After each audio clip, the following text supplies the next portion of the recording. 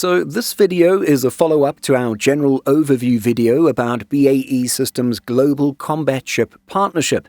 In that previous piece, we went over each participating nation's timeline and order, but intentionally saved all the technical details and specifications for this production. You're also watching our second attempt at a comparison video. Some viewers kindly and unkindly commented on our first version to tell us that there were some key points missed. Considering these ships are big and complicated machines, we have a feeling there will still be some things missed. But let's hope it's far better than before. And so, with the UK, Norway, Canada and Australia all participating in the same program and using more or less the same ship design, you would expect a good deal of commonality between the Type 26 vessels of each nation. However, with the exception of the UK and Norway, which will operate near identical ships, there's actually quite a bit of diversity. Let's take a look. For this video, rather than go ship by ship and country by country, we'll be going metric by metric, allowing for a clearer and more direct comparison of various aspects. Because of the fact that the UK and Norway will have fully interoperable and almost identical ships, the City-class figures will in most cases represent the Norwegian Type 26s as well. And so, just a warning, some parts may feel almost robotic as we list various figures, but we'll do our best to inject at least a little bit of analysis when opportunities present themselves. So let's start off with some common traits.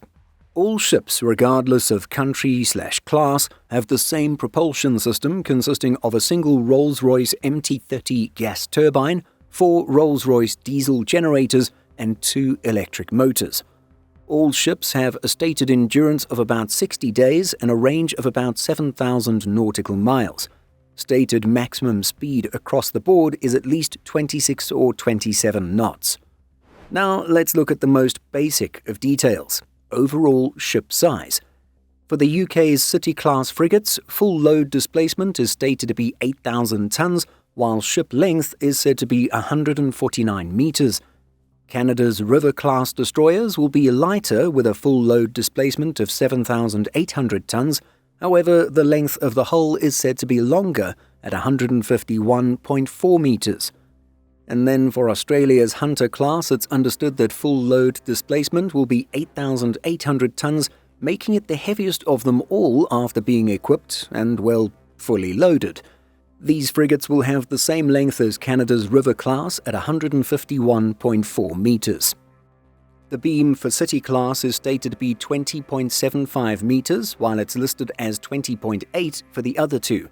According to an article by NavyLookout.com, this widening is meant to address the top weight issue for these vessels, specifically stating that the beam would be increased by 0.6 meters over the reference design. When it comes to surveillance and radar systems, City-class will be using BAE Systems' Artisan 3D surveillance radar, a system that can monitor more than 800 objects simultaneously from up to 200 kilometers away, whilst also cutting through radio interference equal to 10,000 mobile phone signals. Where City-class goes with equipment from BAE Systems, Canada's River-class will utilize solid-state 3D active electronically scanned array or AESA radar. More specifically, the LM Spy-7 from US defense giant Lockheed Martin. According to the Defense Post, the Spy-7 provides up to 3,000 miles or 4,828 kilometers of range to detect and track multiple threats, offering high-resolution capabilities in complex weather conditions. Quite a significant increase in range from BAE's Artisan. And yes, it's quite a high figure. Suspiciously high, perhaps? The website Defense Watch says that the Spy-7 can track ballistic missile targets at over 2,000 kilometers. Interestingly, we couldn't find an exact figure from the radar's maker, Lockheed Martin. However, the firm does say that Spy-7 has 3.3 times the detection range of the existing Spy-1 radars and better detection range than any competitor radar. For what it's worth, Spy-1 has a range of 370 kilometers. Multiply that times 3.3 and you get over 1,200 kilometers, which isn't 4,800 kilometers or even 2,000, but still pretty good. But finally, Australia's Hunter class will utilise the Australian-developed CEA Phased Array Radar, otherwise known as CFAR-2, which offers comprehensive 360-degree air and surface surveillance. Unfortunately, it stated that maximum classified detection ranges are not public, although analysis indicates that the CFAR-2 S-band radar can detect sea-skimming missiles at distances of approximately 16.2 nautical miles or 30 kilometers. Moving on to combat management systems, these differ between nations as well. City class will use BAE Systems' DNA-2 combat management system, while River class will use the Aegis combat system from Lockheed Martin, with Canadian tactical interface by Lockheed Martin Canada. Finally, Australia's Hunter class will use Aegis like Canada, except its interface will come from Saab Australia. We'll get to armament and weaponry soon, but just before that, let's quickly go over space allocation and what can be expected from those hangars and multi-mission bays. The flight deck and hangar of the City-class ships will carry 2 Merlin HM2 helicopters, although it's highlighted that mission requirements may see them hosting Wildcat or Chinook helicopters. If it's the latter, it wouldn't fit in the hangar. The Norwegians, having given up on the NH-90, acquired 6 Lockheed Martin MH-60R Seahawk helicopters for anti-submarine warfare and maritime security.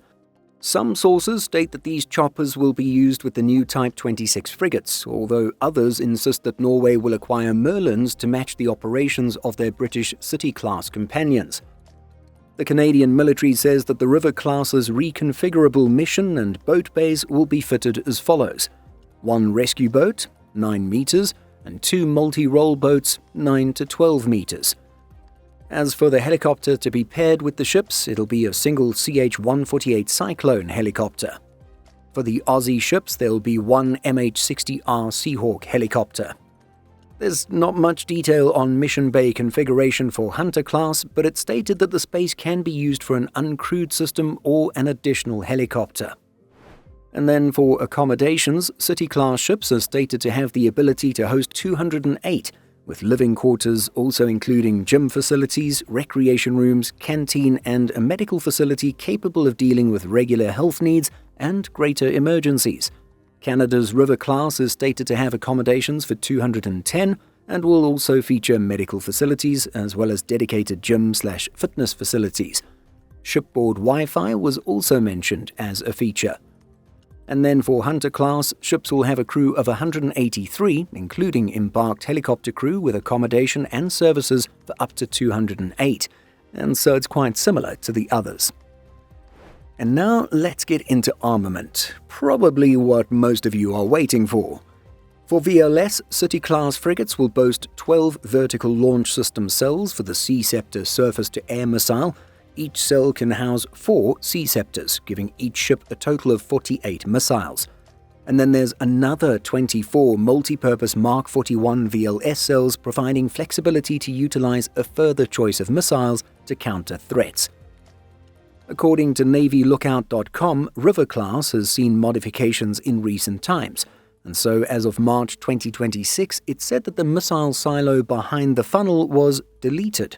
The latest iteration shows the ship has just 24 Mark 41 cells in a 3x8 silo configuration. However, there is space for at least one more 8-cell silo if the Royal Canadian Navy decides to add more firepower later on. As a primarily anti-submarine vessel, it's highlighted that there is less emphasis on air defense than the Australian Hunter class. It specified that area air defense missiles will be the Raytheon Standard Missile 2, while point defense missiles will be the Raytheon Evolved Sea Sparrow or ESSM. The VLS can also support the BGM-109 Tomahawk. And then Hunter class will have a 32-cell Mark 41 VLS firing the following missiles. Like River class, there will be the RIM-66 Standard 2 and RIM-162 ESSM and the BGM-109 Tomahawk. Staying on the topic of missiles, River class will have 2 quad-pack Kongsberg NSM surface-to-surface missile launchers. Canadian Naval Review reports that these NSM missiles may be increased to 4 in the Batch 2 build. Hunter class will also have 2 4-canister NSM launchers. No similar equipment was mentioned for the City class, but we know that NSM has been integrated into some Royal Navy ships already, like the Type 23. Could these be refitted to the City class ships as the Type 23 fully retires? We'll have to wait and see. For a close-in air defense system, River class will have a single 21-cell RIM 116 Ram Mark 144 launcher, while Wikipedia states that Hunter class has two 21-cell Mark 49 guided missile launching systems firing the RIM 116C Ram. We unfortunately couldn't find any other sources to corroborate this. No similar equipment is mentioned for City class. At the bow of the City class Type 26 frigates will be a BAE 5-inch by 54 caliber Mark 45 main gun, which has a range of 20 nautical miles. NavyLookout.com states that the Canadian ships have had their medium caliber gun changed from Leonardo's 127mm gun to BAE Systems' 5-inch Mark 45 gun. And since Australia also uses the Mark 45 5-inch gun, we can see that all Type 26 ships will have the same main armament.